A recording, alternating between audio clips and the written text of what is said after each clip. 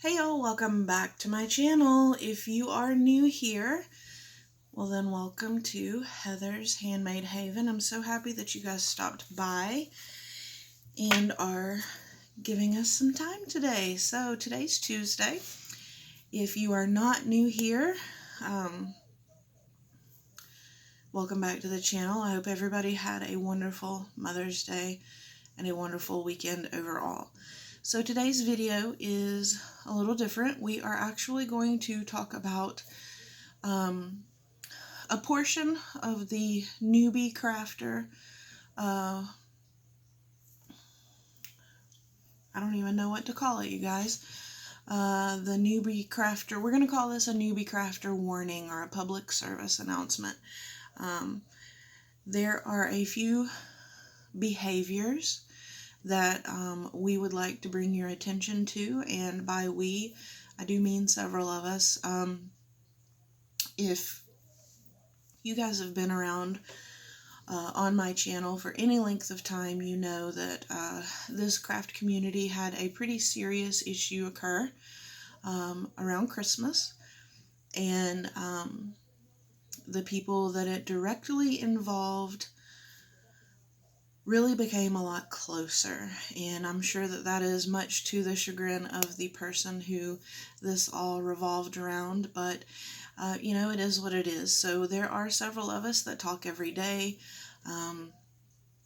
and we have, you know, just become really, really close, and we really watch out for our fellow crafters. And between all of our channels, so many new crafters have joined, whether they are just subscribers and they comment or they don't comment, or they're new to the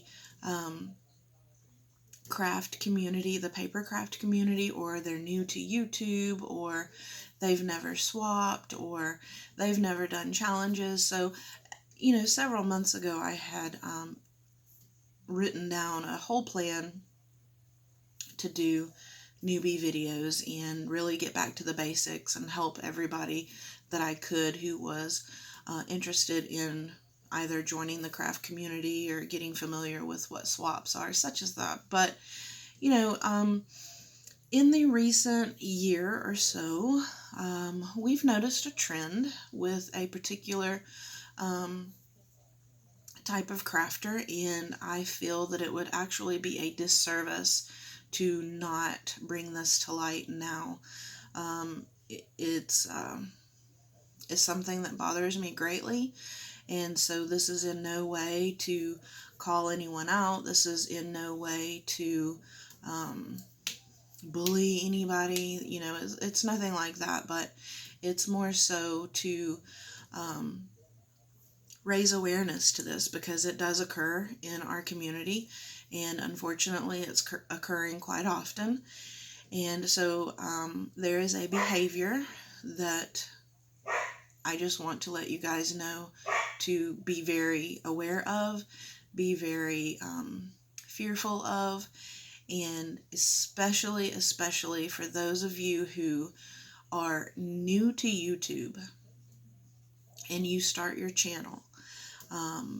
Be wary of people who repetitively ask for things. I'm just going to put it out there. These requests will be in your comment section. These requests sometimes come in emails or Instagram direct messages. And, you know, it's kind of like a begging type situation. So, sob stories and begging, and oh, my life is so this, and oh, my life is so that, and I wish I could, I wish I this, and I wish I that. It's unfortunate that we have to be so vigilant, but this pattern of behavior is really discouraging to some people. And so I know on a number of occasions people have reached out and said, hey, you know, I have this situation and I really don't know how to handle it. And so as more people started reaching out with that same scenario,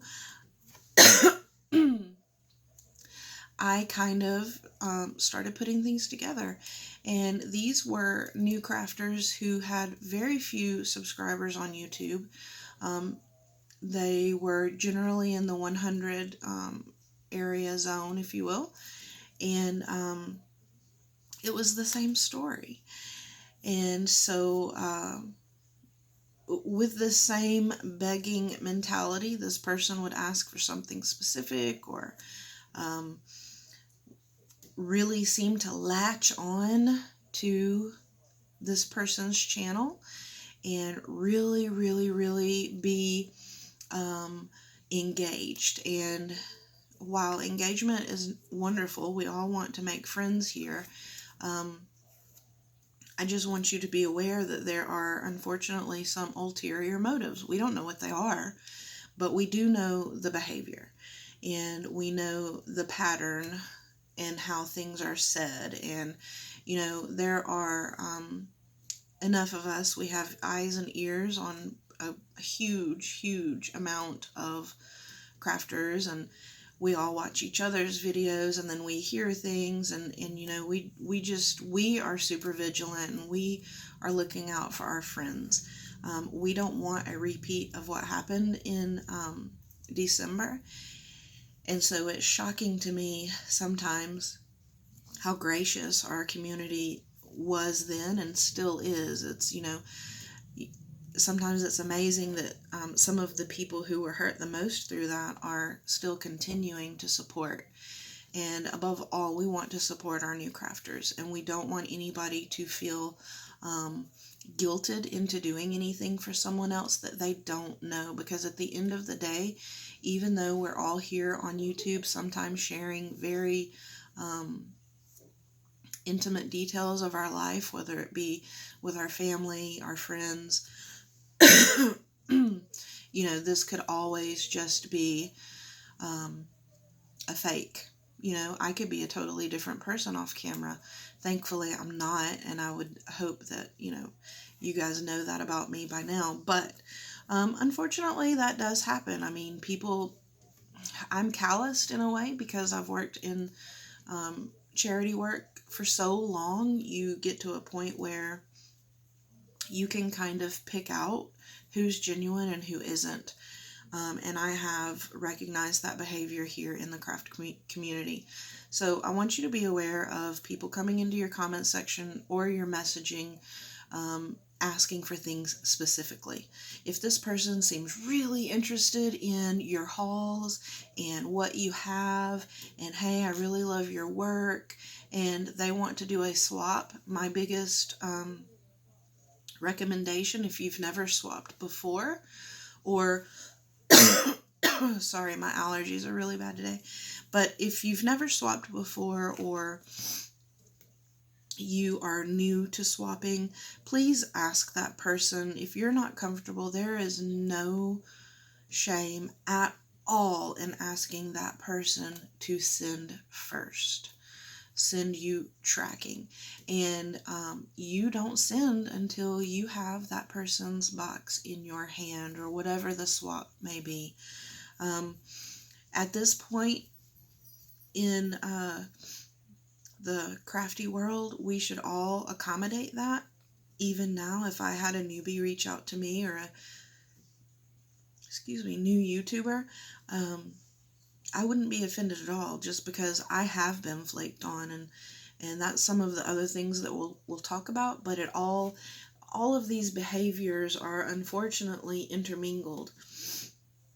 And so this behavior could be that they are, again, asking for things specifically, or they want to swap with you, and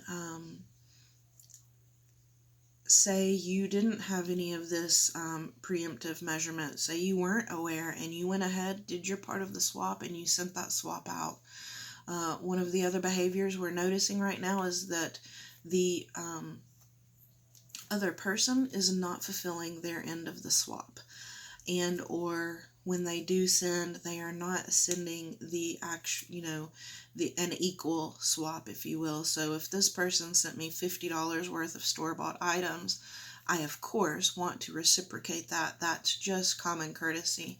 Now, if you can't afford to include store-bought items, I highly suggest make that a point in your planning for your swap. Just go ahead and say, hey, this is going to be a $10 limit on store-bought goodies. Everything else is going to be handmade. Again, if we're welcoming newbies, we're totally going to accommodate you and your means. There's no shame in that. I don't mind swapping with anybody, and I am such a free spirit kind of fluid swapper that I usually let my partner decide what we do, what we want to do, a loose theme, a loose time frame. I'm that kind of a person. And when I first started out, I got burned a lot. I really did. I really got burned a lot. But, you'll pick up on some of these behaviors when you see that YouTuber not sharing anything that they get on their channel, and not sharing anything that they hand make, not sharing craft projects or joining collabs or joining challenges, or you'll see them host a challenge and, it's all in the way you present things. So that person making comments that might offend someone, like, I'm always trying to be super vigilant in making sure that I present myself in a way that is not offensive, because I don't want to do that here on my channel. That's one of the reasons you guys very, very rarely hear me say a cuss word, because I cuss like a sailor anywhere else. But I know that that's offensive to some people, so I don't want to offend my friends. So I did want to just come on, and I thought it was a good idea. The conversation has kind of been the same for the past few weeks, and we call it, those of us that talk on a daily basis kind of refer to ourselves as the Golden Girls, and every one of us was hurt very, very deeply by what happened in December. And so if we can prevent that from happening again, that's what we try and do. And if I need to put this out here again, if somebody promises you that they're going to grant a wish, if the wishes ever come back, there are no time limits on wishes, but be careful what you say, because if you're ungrateful, then you might not get your wish after all. Also, if you notice when you do send something to someone who might be exhibiting these signs, it is very typical for that person to claim that they didn't get it, that they received it damaged, that it was stolen, that there are just all kinds of excuses. So I'd also recommend, if you've never swapped with this person, make sure you get a signature. You can have a signature upon delivery, and make sure you follow your tracking. If that person did receive it, it's going to say that it was received. And in fact, on the USPS.com website, you can sign up for informed delivery there, and you know exactly what's coming to you. And when they give you their tracking number, you can look up that tracking number to make sure it is valid. That is also something else that we've seen. People are being given invalid tracking numbers. That takes a lot of creativity. This whole behavior takes a lot of effort, and so it's very important to that person who's trying to keep up this charade. They put a lot of work into it, and that's an unfortunate mentality, but it is real. So if you, as a new to paper crafting person, if you are new to this channel, to Alicia's channel, to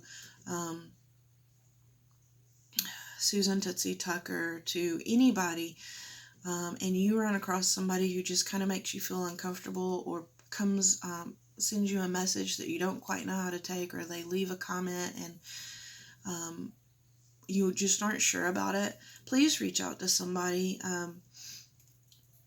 While we don't want to call out any names, we will certainly let you know if that is a noticed pattern with someone.